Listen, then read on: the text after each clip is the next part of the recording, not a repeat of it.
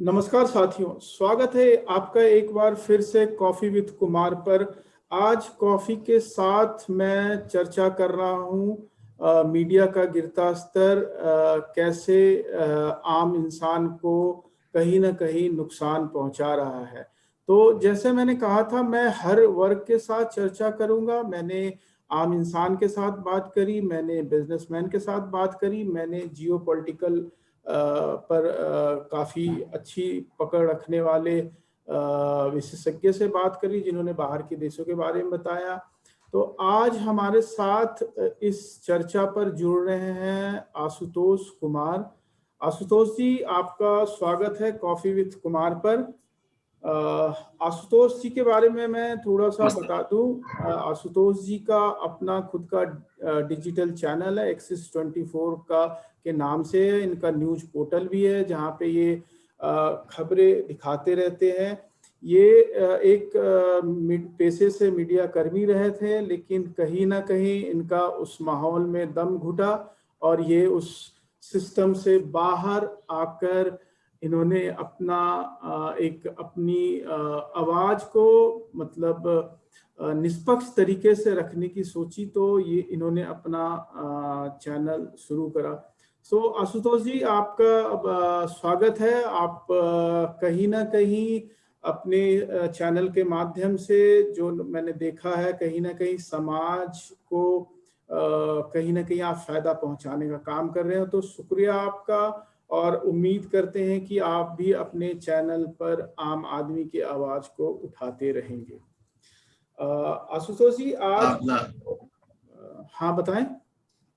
कुमार जी, बहुत बहुत धन्यवाद। आपने मुझे इस बातचीत के लिए बुलाया, और दूसरी बात यह है कि आपने बड़े ही शब्दों में एक हम पर जिम्मेदारी भी डाल दी कि आम आदमी की आवाज आप बन पाए। ठीक है, कोशिश तो लोगों की रहती है कि जो खबर है वो दिखाई जाए और बताई जाए। अब आपका पहला जी, मैं कुछ सवाल है मेरे मेरे मन में, जो मैं आम जनता के हिसाब से मतलब पूछना था, क्योंकि आप मीडिया में रह चुके हैं, मेन स्ट्रीम मीडिया में थे आप। तो आपको कैसा, जो मीडिया जो चौथा स्तंभ रहा है, उसकी बहुत बड़ी एक उसके ऊपर बहुत बड़ा एक दायित्व रहा है कि कैसे वो समाज को सही दिशा में लेकर जाए। तो आज के परिवेश में मैं देख रहा हूँ कि ये मीडिया निष्पक्ष नहीं रही है। मीडिया और मीडिया मतलब मीडिया हाउसेस और मीडिया कर्मियों का अपना खुद का पर्सनल एजेंडा रहता है। तो वो कहीं ना कहीं जो है आम आदमी की आवाज को सही तरीके से सरकार की एजेंसियां या जो भी स्वतंत्र एजेंसियां हैं वहां तक नहीं पहुंचा रही है। और इसका खामियाजा जो है मैं देख रहा हूं आम जनता को हो रहा है। तो इस पर आप क्या कहेंगे? देखिए, कुमार जी, आपने सवाल बड़ा विस्तृत तरीके से पूछा है, तो इसका सीधा जवाब तो हो नहीं सकता है, और बहुत ही पेचीदा सवाल है। सबसे पहले बता दूं, कोई भी व्यक्ति और कोई भी संगठन एक पॉलिटिकल नहीं हो सकता, तो राजनीतिक होगा ही। क्योंकि इंसान जब बढ़ता है तो बड़े सारे राजनीतिक विचार से आता है, अपने बैकग्राउंड से आता है, तो वो राजनीतिक और उसके काम में झलकने लगते ही हैं। लेकिन कई बार होता है कि क्या आप जो चीज आप कर और जो चीज सही और गलत में आप अंतर करना भूल जाते हैं। क्या आप आंख मूंदने लगे हैं? क्या आप सिलेक्टिव हो गए हैं? क्या आप किसी के खिलाफ जानबूझ के काम कर रहे हैं और किसी के पक्ष में पीआर की तरह व्यक्तिगत रूप में कार्य करने लगे? मेन बातचीत ये है कि वहां आप जर्नलिस्ट की जरूरत नहीं है। अगर आप जर्नलिस्ट हैं, कर रहे हैं, बेहतर है। उनको मीडिया चाहिए, आप एम्प्लॉय बढ़िए, कंपनी जैसी कहती वैसी है, और जहां जैसी बातचीत करनी है वो पहले से फिक्स तैयारी रहती है कि आपका चैनल का आपका लाइन क्या है। आपको एडिटर समझा देता होता है किसके खिलाफ खबर आपको करनी है, किसके तरफ कैसी भाषा करनी है, वो पहले से पता होता है। हर चैनल का अपना लाइन सेट होता है, और उसी जर्नलिस्ट का इंडिविजुअल कोई बिहेवियर नहीं है। और इसमें बड़ी सारी चीजें हैं, आपको समझना होगा। एएनआई का जैसा रोल आ गया है आज ग्राउंड पे किसी भी चैनल के रिपोर्टर्स नहीं है। आज से 10 साल 15 साल पहले रिपोर्टर स्ट्रिंगर से स्टोरी भेजते थे, वहाँ के मेन स्ट्रीम के जो हमारे टॉप के एडिटर चीफ होते थे वो वहाँ पे स्टोरीज को सेलेक्ट करते थे, उसको और बोलते थे तुम उसको पकड़ बनाओ, रिसर्च करो और सरकारी डिपार्टमेंट से डाटा कलेक्ट करो। फिर शाम में प्राइम टाइम होती थी और उस प्राइम टाइम के कारण अगले दिन उस मंत्रालय की तरफ एक बयान जारी होता था, उस अधिकारी के खिलाफ एक्शन होता था, एक जांच प्रक्रिया शुरू होती थी और जिसके बाद एक्शन होता था। मतलब एक सिस्टम बना हुआ था रिपोर्टर्स का। अब क्या है कि वो सिस्टम उलट गया है। आज अब चीजें ऊपर से आती हैं कि बताया जाता है क्या काम करना है, कैसे काम करना है, किसके पास जाना है। और अब कोई इंडिपेंडेंसी नहीं है। आपको दिखेंगे गांव देहात ग्रामीण क्षेत्रों में या शहरी क्षेत्रों में माइक लिए हुए लोग लड़के घूमेंगे, 3-4 mic mainstream media channels के। गांव में तो और हालत खराब है। तो अब परिस्थिति ये है कि इकोनॉमिकली ये इंडस्ट्री सस्टेनेबल नहीं है अगर आप बहुत टॉप लेवल पे नहीं है। तो नीचे के लोग उगाही के काम में लगे हुए हैं, वो भी पीआर के काम में लगे हुए हैं। मीडिया को अब तो मैं आप बस उसको देखिए, एंटरटेन होइए, जानकारी लीजिए थोड़े बहुत शहर में क्या है। और पीआर का मॉडल है, जो खबर छपनी चाहिए सीधी बात यही है। जो पीआर दिखाना चाहते हैं, जो सरकार दिखाना चाहती है वही दिख रहा है। और ये आज से बहुत पुराना मॉडल है। अखबारों में भी देखेंगे तो अखबार में भी सिस्टम यही था कि एक मार्केटिंग टीम खड़ी रहती थी, एक पत्रकारों की टीम रहती है, उनका अपना बीट होता है और जिस बीट का पत्रकार है, जिस मंत्रालय उसको मिला, तो उस मंत्रालय के मंत्री को लगातार उस पत्रकार उस अखबार के लिए उसको एडवर्टाइजमेंट ना रुके, उसकी ही जिम्मेदारी रही।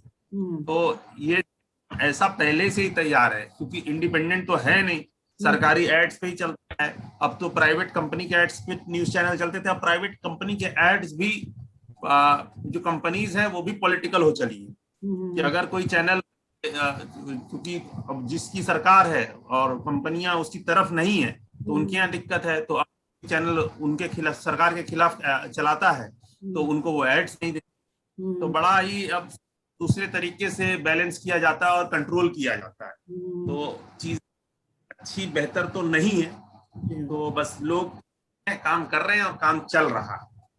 तो इसमें मतलब मैंने बड़े साफ शब्दों में जो चीजें कही हैं समझ गया आपने। मतलब कुछ चीजें कही और कुछ चीजें मतलब आपके शब्दों से भी समझ में आ गई हैं। ठीक है, तो जो मैं समझा कि इन सब जो गुत्थम गुत्थी है, इन सब के बीच आम आदमी की आवाज गुम हो गई है। तो आशुतोष जी, मेरा दूसरा सवाल है, क्योंकि आप अपना डिजिटल चैनल एक्सिस 24 भी चला रहे हैं, आपका न्यूज पोर्टल भी है, तो मैं जो है उस पे देख रहा हूँ कि काफी फेक न्यूज बोल लीजिए या वायरल वीडियोस चला दी जाती हैं, जिसकी वजह से जो लोग हैं, जो मतलब एक आम इंसान है, उसको सच समझ बैठता है और जिसके कारण कहीं ना कहीं वो अपना नुकसान कर बैठता है। तो और फिर जो है अगर उस खबर के प्रो कुछ हैं तो वो कुछ अपने कमेंट्स डालते हैं, कुछ उसके अगेंस्ट हैं तो वो कुछ भद्दे भद्दे कमेंट्स डालते हैं। तो ये जो एक डिजिटल प्लेटफॉर्म पे ये जो चल पड़ा है, तो ये इसको आप कैसे मतलब व्याख्या करते हैं? देखिए, अगर कोई भी दर्शक है, अगर आप जो देखेंगे या फिर आपसे भी है, अगर जॉर्ज ऑरवेल की 1984 किसी ने पढ़ी होगी, वहां पर बिग ब्रदर का जिक्र, big brother is watching you. तो कि आज आपको जो भी सोशल मीडिया प्लेटफॉर्म्स है, न्यूज प्लेटफॉर्म्स है, वो आपको जागृत करने के लिए नहीं है।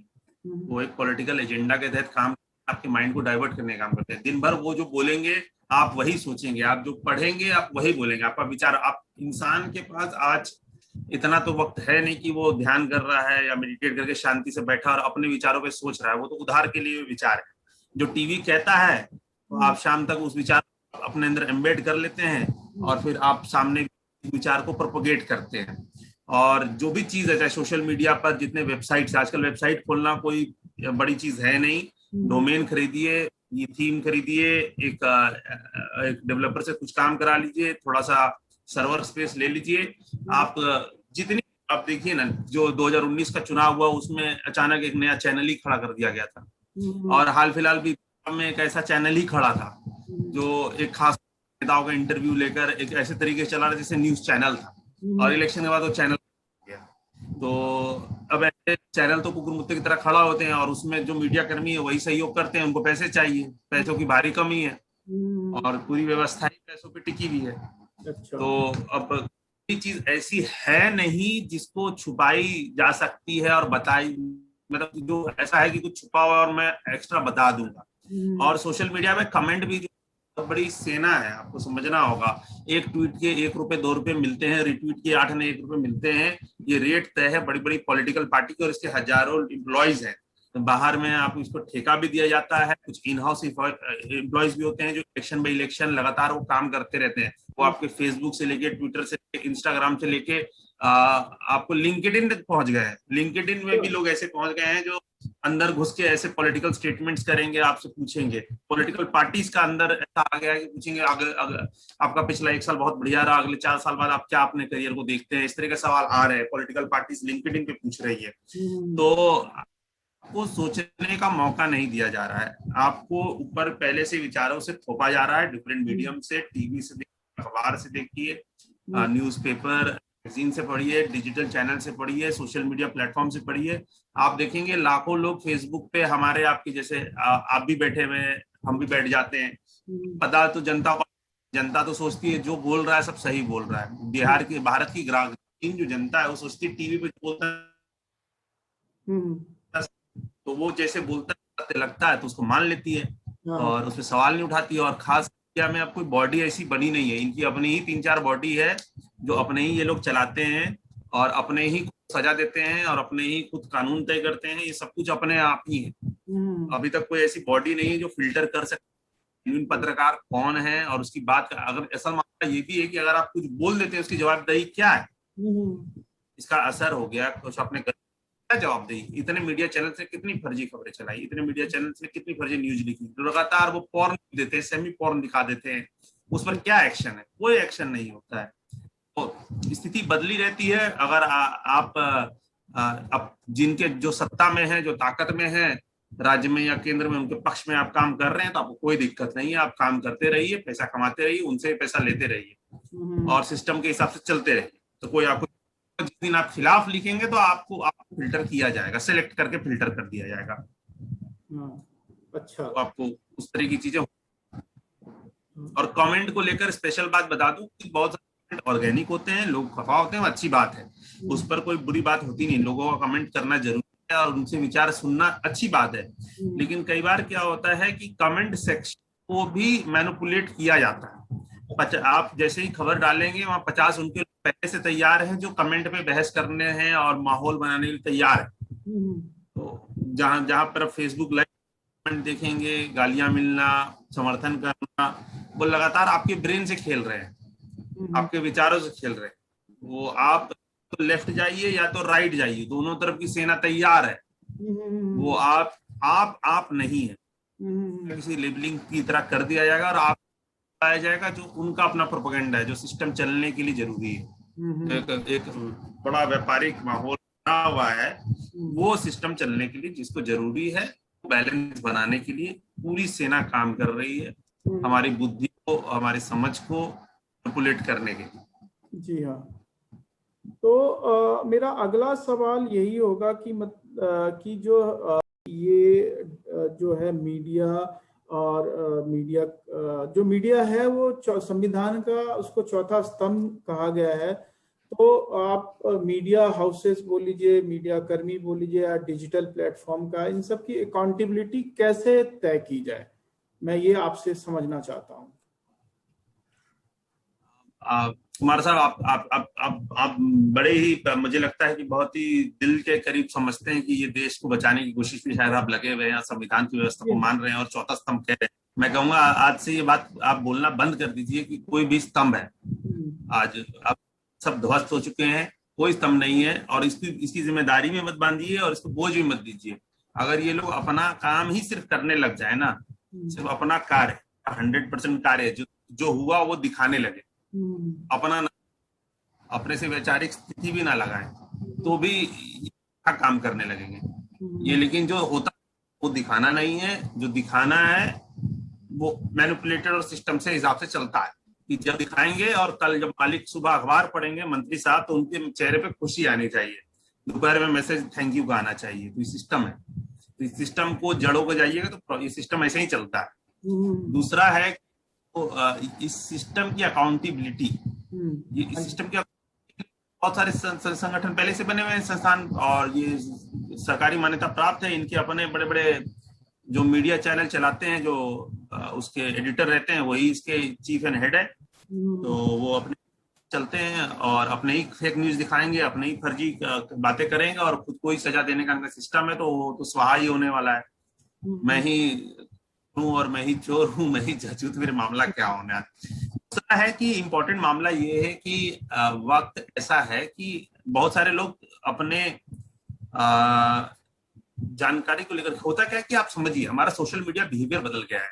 हम दिन भर में अब टीवी कम देखते हैं, 3.5 से 4 घंटा एक एवरेज आदमी इंस्टाग्राम पे बिताता है, और वही 3-3.5 से 4 घंटा एक आम आदमी फेसबुक पे बिताता है। तो अपने हिसाब से एक वक्त है, तो हम 99% कंटेंट है ये सोशल मीडिया प्लेटफॉर्म से कंज्यूम कर रहे हैं। अब सोशल मीडिया क्या है कि यहाँ पर कोई फिल्टर नहीं है, कोई भी इंसान, आम आदमी अकाउंट बनाकर, कोई भी विचार वाला व्यक्ति अकाउंट बनाकर अब उसको एक व्यूअर की तरह भी इस्तेमाल कर सकता है, एक प्रेजेंटर की तरह भी इस्तेमाल कर सकता है। वो उसकी अपनी मर्जी, कल जो व्यूअर है वही प्रेजेंटर है, कल जो प्रेजेंटर है वही व्यूअर। देखने में सिस्टम बहुत अच्छा लगता है कि आज हमें ब्रॉडकास्ट करने के लिए, एक बात पहुंचाने के लिए कोई बड़े एंटीना और लाखों लोगों के, हजारों लोगों की जरूरत नहीं है जिसमें खबर पहुंचाई जाए। एक इंसान फेसबुक का लाइव करके वीडियो बना के करोड़ों लोगों को भेज सकता है, ट्विटर पे टैग करके करोड़ों लोगों को भेज सकता है।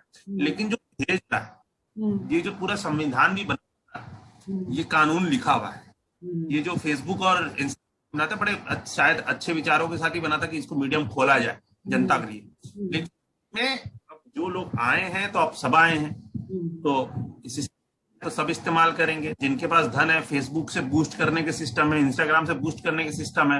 आप वीडियो बनाइए, अपने जो लोकेशन सेट कीजिए, सेक्स सेट कीजिए, लोग इंटरेस्ट सेट कीजिए, उनके मोबाइल फेसबुक पे आप दिखना शुरू हो जाएंगे, आपकी वीडियोस दिखनी शुरू हो जाएंगी। जो आप करना चाहे वो आप, यानी लोगों के माइंड को मैनिपुलेट कर सकते हैं। तो अब क्या है, जो भविष्य है, सन से लेके 2005 से एक्चुअली उठाएं, जो यूट्यूब आया, फेसबुक आया, 2017, 18, 19, 20 तक हम मानते हैं कि इंटरनेट सस्ता हुआ, एक क्रांति आई, डिजिटल क्रांति।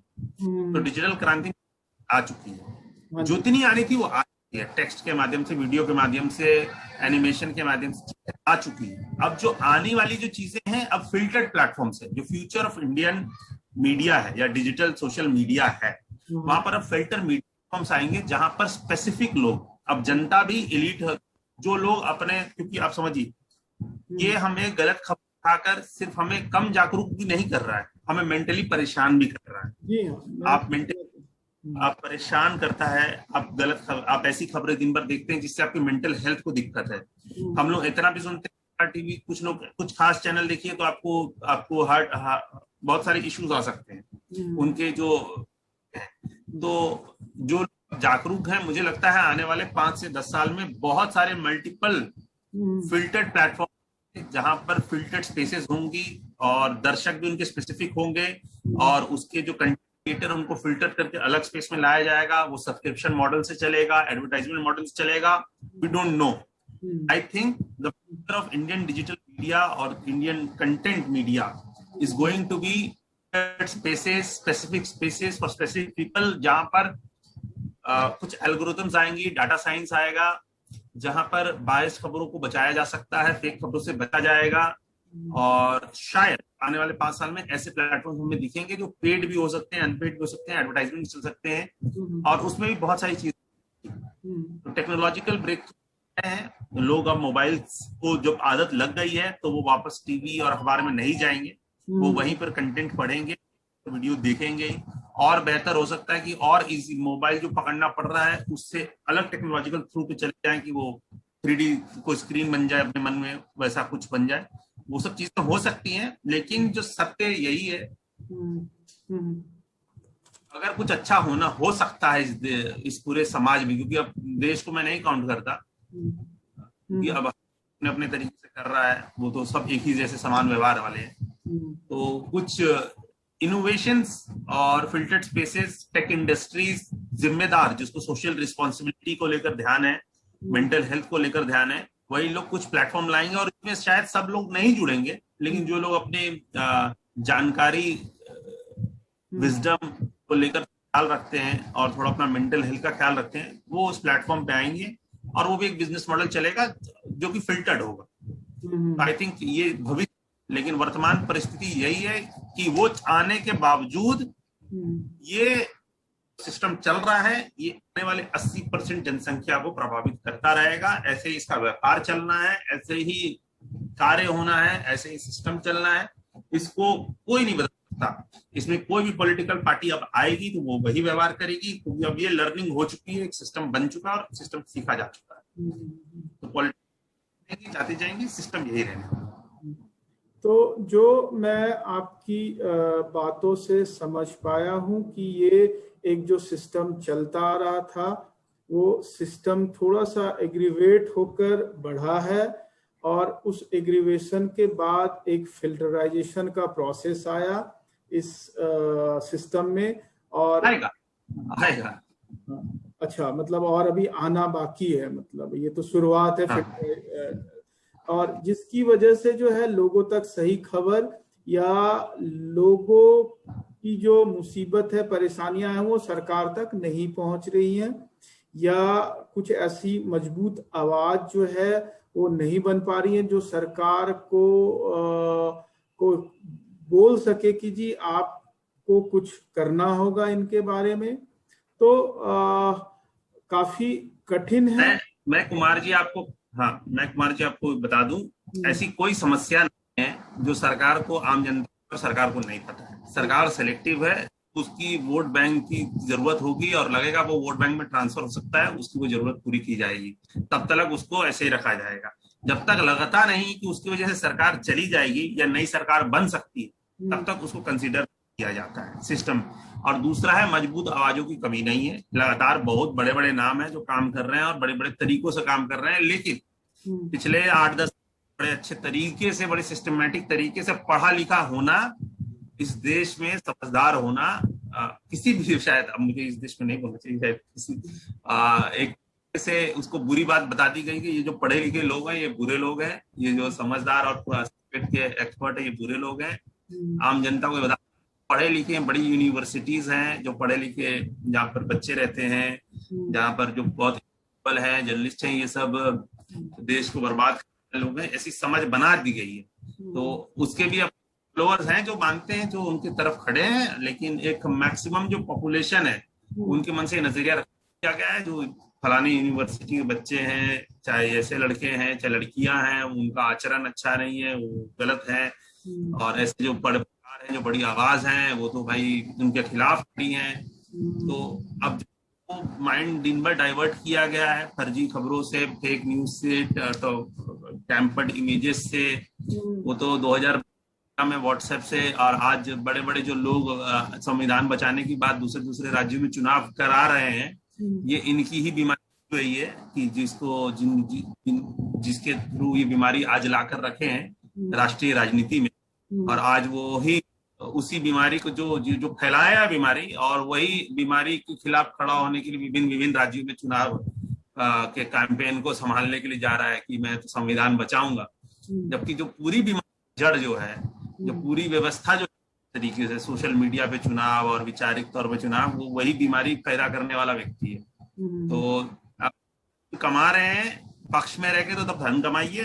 अब जब धन वहां से आना मिलना बंद हुआ तो विपक्ष पे खड़े धन कमाइए। ये पूरा धन कमाने की व्यवस्था है, जो कमा सकता है कमाए। मतलब व्यवस्था जो है पूरी ध्वस्त हो चुकी है।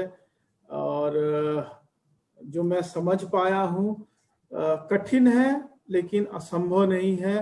आप जैसे लोग जब तक मीडिया से जुड़े रहेंगे, मुझे नहीं लगता कि असंभव है।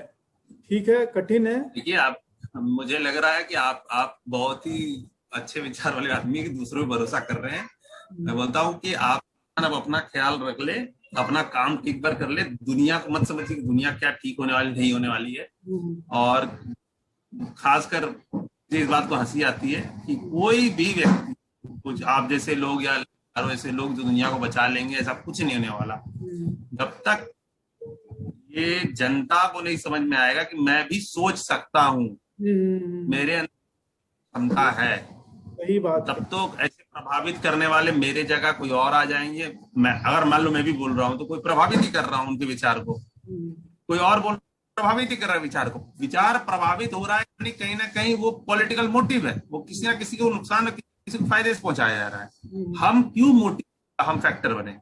ये मीडिया जो है के विचार को हम एक जानकारी दे सकते हैं कि ये डिपार्टमेंट हुई है, इसमें इतना रुपया आया था, इतना चला गया। अब उसके नीचे जो लिखा जाता है, जिसको किया जाता है कि इससे पहले ही फलाने पार्टी के पिछले संगठन ने इतने सारे उसमें किए थे, लेकिन उसने उस पार्टी का बता दिया जिसका वो मेंबर है, लेकिन उसने विपक्ष का नहीं बताया कि वो उसकी पार्टी के भी इस मेंबर ने इसमें ये काम किया था। तो हम डाटा सिर्फ दे दे, अगर डाटा जनरेट हो जाए स्ट्रेट फॉरवर्ड, और डाटा पे काम स्ट्रेट फॉरवर्ड, और लोग लिटरेचर छोड़ दें और लंबी लंबी लच्छेदार शायरियां और तंज और इनकलाबी नारे लिखना बंद कर दें, तो जनता कम से कम सोचने लगेगी कि चलो मैंने पढ़ा है, अब मुझे सोचना है। तो जनता को सोचने का काम दिया जाए, ये हम उनके लिए सोचकर और हम अपनी सोच उन पर थोपने का काम छोड़ दें। मेरा बस यही महसूस ये होता है। तो जनता सोच लेगी और जनता अपनी समझ से काम कर लेगी। सही कहा आपने कि मतलब कहीं ना कहीं जो जनता है उसको सोचना पड़ेगा, और सही करने के लिए उनको खुद ही आगे आना पड़ेगा। मतलब अगर आप ये सोचे कि मतलब कोई आपको आकर आपकी मदद करे तो शायद नहीं हो पाएगा, उनको खुद ही आगे आना पड़ेगा। तो आशुतोष जी, मैं आपको एक चीज बताऊंगा कि जनता को जब पता चलेगा तभी ना वो समझ पाएगी। या तो जनता को सोचने का नहीं, इसमें एक बड़ी अच्छी लाइन है बड़े लोगों की, बड़ी शायद किसकी कही मैं भूल रहा हूँ, इसमें है पता है कि मुझे पता है, मुझे पता है कि मुझे नहीं पता है, मुझे नहीं पता है कि मुझे नहीं पता है। तो जनता अभी कहाँ पर है उसको समझना होगा। He doesn't know, सही पता ही नहीं कि वो उसको सच में नहीं पता वो कहाँ है। सही कहा आपने। तो चलिए आशुतोष जी, धन्यवाद आपका। मैं अपने इस चैनल के माध्यम से आम जनता को शायद ये बताने की कोशिश करता रहूंगा कि आप कहाँ हैं। मैं अपने कोई भी विचार नहीं थोपूंगा, मैं केवल उनकी आवाज को जो है कहीं गुम हो रहा है इस सिस्टम में, उसको आगे बढ़ाता रहूंगा, और मैं उनको समय समय पर जगाता रहूंगा और बताता रहूंगा कि आप कहाँ हो। तो आशुतोष जी, आपका धन्यवाद। और आपने काफी अच्छी बातें कही।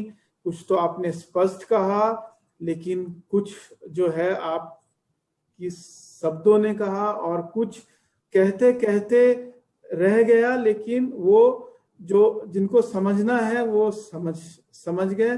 तो उनके लिए, उन सारी चीजों के लिए आपका धन्यवाद। और आपसे मैं फिर मिलूंगा एक बारी किसी न किसी विषय पे। धन्यवाद। दोस्तों, मैं आज अपना प्रोग्राम यहीं पे समाप्त करता हूं। और जैसा कि आशुतोष जी ने कहा कि आप आम जनता जो है उनको खुद ही सोचना होगा कि वो कहाँ है, वो क्या चाहते हैं, तभी जाकर कुछ ना कुछ बात बनेगी। तो आशुतोष जी, धन्यवाद आपका। और इसके साथ प्रोग्राम यहीं खत्म करता हूँ। शुभ रात्रि।